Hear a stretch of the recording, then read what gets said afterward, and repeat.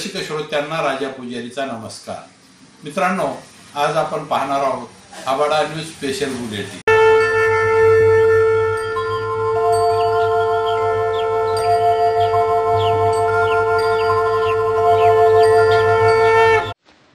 उपविभागीय पोलीस अधिकारी यांच्या वाहनाची धडक. नातेवाईकांकडून 4 तास पार्थिव पोलीस ठाण्यात ठेवून ठिय्या. अपघातातील नागरिकाचा उपचारादरम्यान मृत्यू. जिंतूर शहरातील पोलीस ठाण्याच्या गेटमध्ये वरुण नरसिंह येथे एक वयोवृद्ध नागरिक जखमी अवस्थेत पडलेला पोलिसांच्या निदर्शनास आल्यावर त्यांनी तात्काळ ग्रामीण रुग्णालयात उपचारासाठी दाखल केले असता प्रकृती चिंताजनक असल्यामुळे डॉक्टरांनी प्रथम उपचार करून पुढील उपचारासाठी जिल्हा रुग्णालयात हलवले. मात्र उपचारादरम्यान त्या नागरिकाचा मृत्यू झाला. ही घटना घडली. प्राथमिक माहिती सुरुवातीला पोलिसांकडून नातेवाईकांना देण्यात आली, परंतु या घटनेने गुरुवारी वेगळेच वळण घेतले आणि सदरील अपघात हा बुधवारी 21 फेब्रुवारी रोजी रात्री 7:30 वाजण्याच्या सुमारास उपविभागीय पोलीस अधिकारी यांच्या गाडीचा धक्का लागून अपघात झाल्याचा आरोप नातेवाईकांकडून केला जात आहे. गुरुवारी सकाळी 12 वाजता मयताचे पार्थिव देह जिंतूर पोलीस स्टेशन मध्ये आणून उपविभागीय पोलीस अधिकारी यांच्यावर गुन्हा दाखल करण्याची मागणी नातेवाईकांकडून केली, परंतु पोलिसांनी गुन्हा दाखल करण्यास टाळाटाळ केल्याने पोलीस स्टेशनमध्ये नातेवाईक आणि पोलीस यांच्यामध्ये जोरदार बाचाबाची होऊन तणावपूर्ण वातावरण निर्माण झाले होते. दरम्यान नातेवाईकांनी मयताचे पार्थिव सायंकाळी 4 वाजेपर्यंत पोलीस ठाण्याच्या पायरीवर ठेवून गुन्हा दाखल करण्याची जोरदार मागणी केली. याबाबत अधिक प्राथमिक माहिती अशी की जिंतूर तालुक्यातील वरुण नरसिंह येथील दत्ताबंसी डोंबे वय वर्ष 56 कामानिमित्त जिंतूर मध्ये आले होते. यावेळी पोलीस ठाण्याच्या गेटमध्ये रात्रीच्या सुमारास जखमी अवस्थेत असल्याची माहिती पोलिसांनी दिली. यावेळी पोलिसांनी त्यांना तात्काळ जिंतूरच्या ग्रामीण रुग्णालयात उपचारासाठी दाखल केले. यावेळी त्यांची प्रकृती चिंताजनक असल्यामुळे त्यांना परभणीच्या जिल्हा रुग्णालयात हलवण्यात आले. दरम्यान संध्याकाळी उपचारादरम्यान त्यांचा मृत्यू झाला. जिंतूर पोलीस स्थानकातील पोलीस वाहनाचा जोरदार धक्का लागून संबंधित व्यक्ती मयत झाल्याचा आरोप नातेवाईकांकडून केला जात असता सुरुवातीला पोलिसांकडून प्रकरण दाबण्याचा प्रयत्न करण्यात आला. यावेळी उपविभागीय पोलीस अधिकारी यांनी गुन्हा दाखल करण्याच्या प्रक्रियेमध्ये जाणीवपूर्वक गुरुवारी सकाळी 11 वाजण्याच्या सुमारास नातेवाईकांची दिशाभूल केली असल्याचा आरोप यावेळी नातेवाईकांकडून केला. दुपारी 1 वाजता स्थानिक गुन्हे शाखेचे पोलीस निरीक्षक अशोक घोरबांड यांनी घटनास्थळी भेट देऊन नातेवाईक यांना शांत करून पोलीस स्थानकातील अपघाताचे व्हिडिओ फुटेज तपासले असता या फुटेजमध्ये प्राथमिक पाहणीमध्ये सदरील अपघात हा उपविभागीय पोलीस अधिकाऱ्यांचे वाहन MH-22D-72-47 ने झाल्याचे निष्पन्न झाल्याचे समोर आल्याने मयताचे नातेवाईक यांनी पोलीस स्थानकामध्ये जोरदार गोंधळ घातला.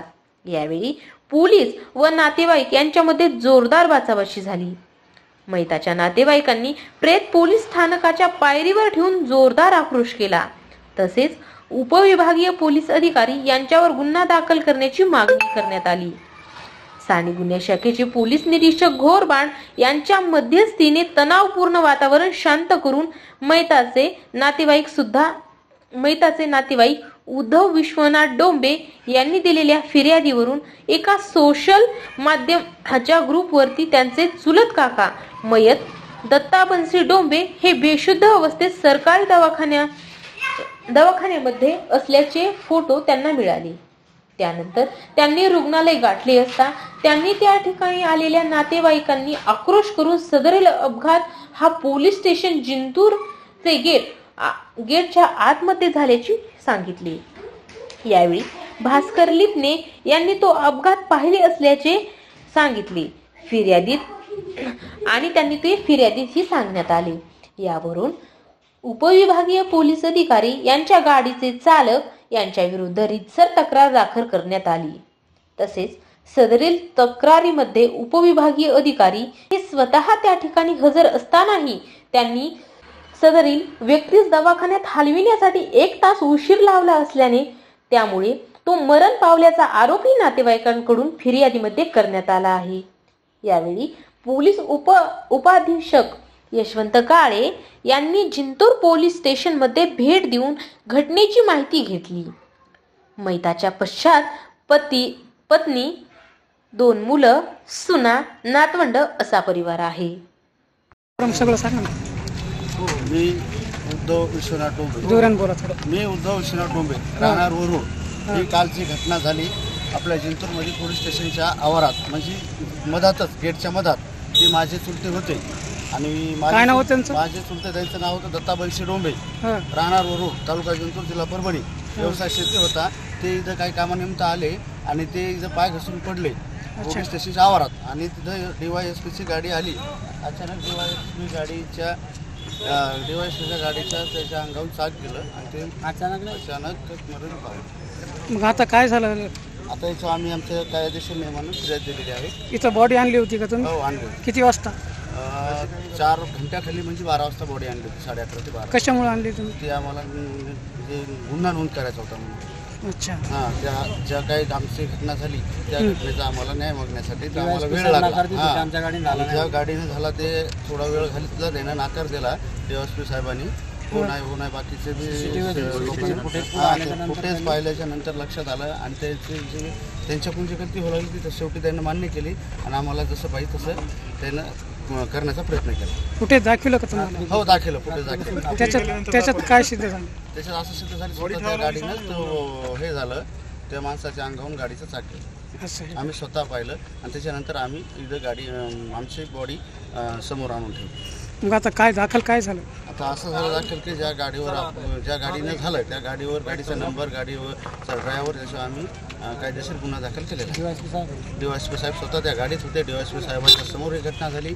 त्याच्यानंतर त्यानं 2 तासानंतर त्या माणसाला हलवलं आणि लवकर हलवलं असतं तो माणूस वाचला असता। 1.5-2 तासानंतर हलवलं म्हणून तो माणूस मरण पावला। याच्या सर्व म्हणजे जिम्मेदार जे DYSP साहेब आहेत आणि याच्या DYSP साहेबाला थोडा तरी खंत वाटायला पाहिजे। आपल्यामुळे एका माणसाचा, सामान्य शेतकऱ्यातल्या माणसाचा आज जीव गेलेला आहे। याच्याबद्दल आम्ही DYSP साहेबाचा जाहीर निषेध करतो। मित्रांनो, तत्पूर्वी आपलं आवडतं हबाडा न्यूज चॅनल सबस्क्राईब केलं नसलं तर सबस्क्राईब करा आणि लाईक करा। बेल आयकॉन दाबून आपली पसंती कळवा।